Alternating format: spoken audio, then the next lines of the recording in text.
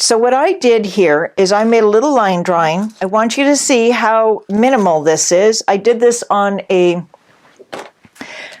piece of film here. It could also be on tracing paper. I held it up to the window and allowed the light to come through. Basically, all I need is an idea where the head is, where the eyes are, where the nose is, and the chin. If I use my squirrel brushes, anything that holds a lot of water, I'll have a looser painting. So you can see the amount of water that I have here.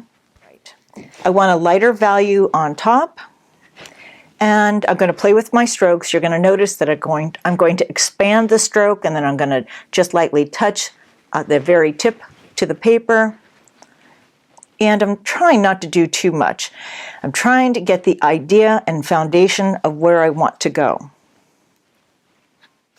Just trying to find where my pencil line is.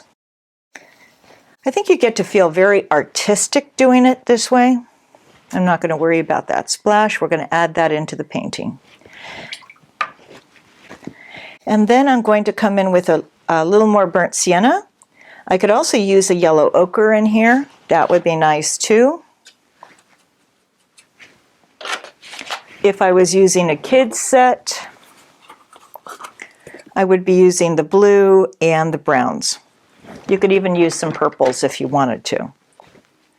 It would be a fun one for you to share with your grandchildren or friends, or make cards, whatever you like. Okay, I'm thinking about the ears.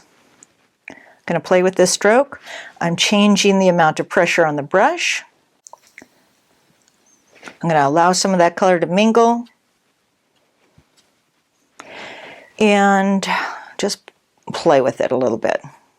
The pressure that I'm doing right here, that's more like drawing, or a traditional painting. What I'm doing is trying to allow the brush to do the painting for me. Meaning, just change the pressure, see what happens. Here, establishing some colors. The eye is right here, just changing the pressure. That's basically all I'm trying to do. There's the nose, so I think what I'm going to do, I know the eye is there. I'm going to come over here and change the pressure there and go above the eye. So I think the biggest thing is notice that I'm changing the amount of pressure that I'm applying. And what I really wanted to do is work with that drool.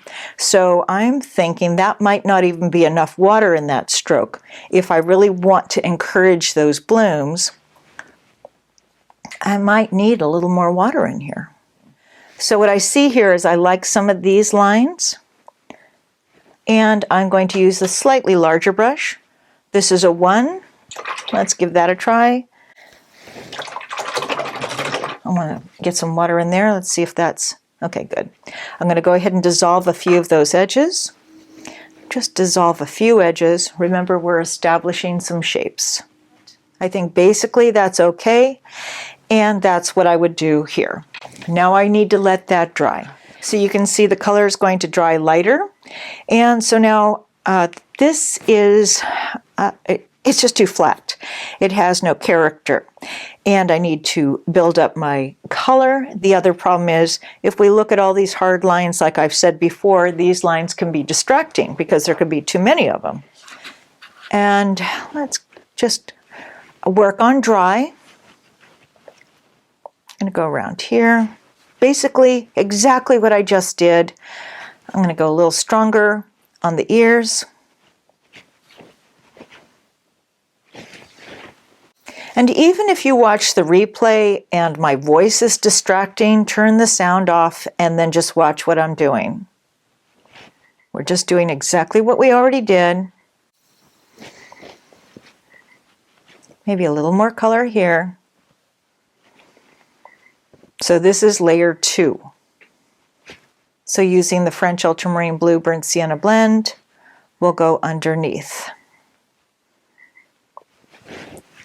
Now I really like all these fun strokes. We have our first layer, second layer.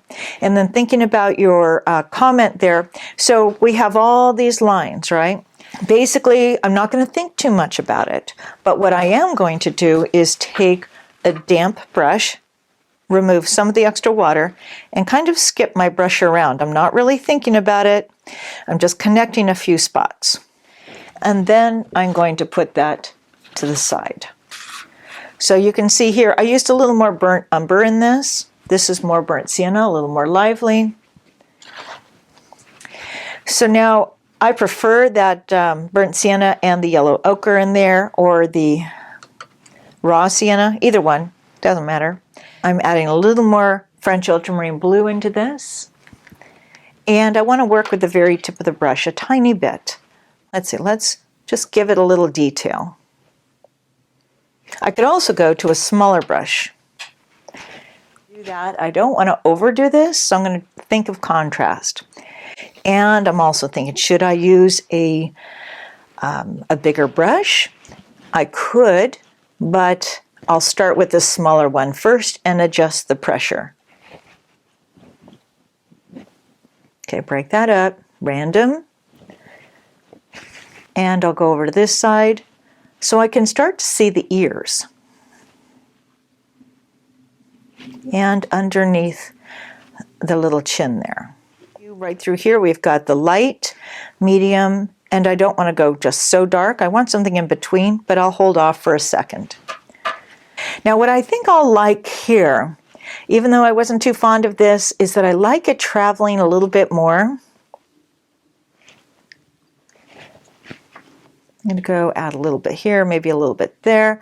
I'm barely touching it. You know, you can see we've got just a few little spots. To bring in a bit more color into the ears again, just to perk them up a little bit.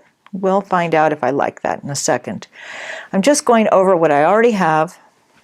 I'm sure it sounds a lot more complicated than it is. So I'm going to go ahead and use a little bit of indigo, and either I'm going to use the number 3 synthetic, or I'm going to sit down, rest my arm so I get the control, and then I'm going to go ahead and try to go around the eye. And I'll probably come in with the number 3 in just a second. But this way I still have a little bit of that looser feel. I've got that in. I like his little eyes. And I'm going to use the same colors that we have here. Find his nose. I'm changing how I'm holding it. I'm trying to hold this more like a pencil.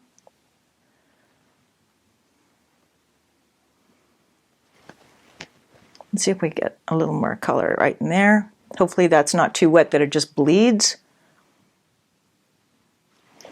Right through there. I could do a little work on this. Add a few more strokes up there. And as far as the whiskers, what I could do is, I like it without the whiskers, but what I could do is use a blade and scratch them, or once this is dry, I can come back in and add them, or I could even use a liner brush. Let's see if I have a liner brush, something like that. Let's see if that'll work. Now everything is still wet.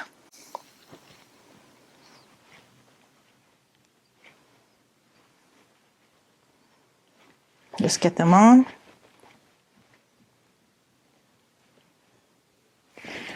And I think that should do it. It could use a little tiny bit more, but now anything else is fine tuning. So you might have a little bunny that you want to paint. Let's get a little bit of color through here, up there. And I could go a little darker with the eyes, but what I would do now is just put it up, stand back, evaluate it, and see if there's anything I want to change. But this is all just fine-tuning stuff. So that would be our little bunny.